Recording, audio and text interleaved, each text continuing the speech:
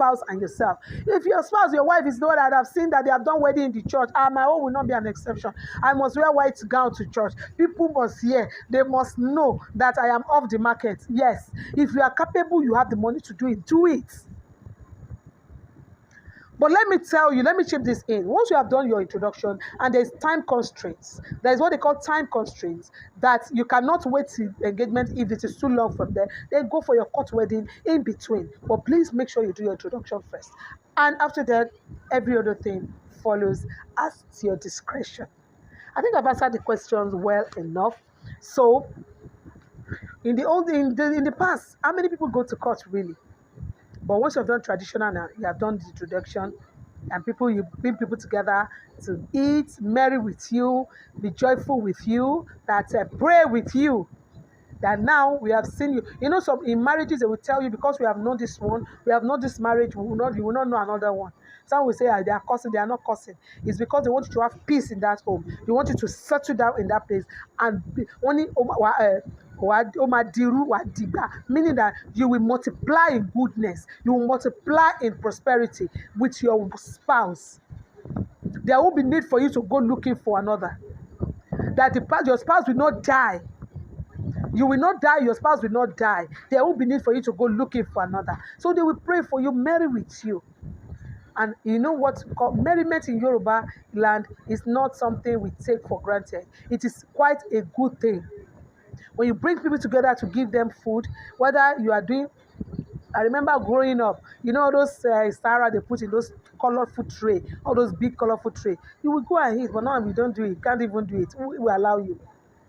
But then, you know, when we start growing up, it has changed. But I remember my father of blessed memory would tell us that when you gather people and cook and give people food, not because you are doing anything, it is a beautiful thing.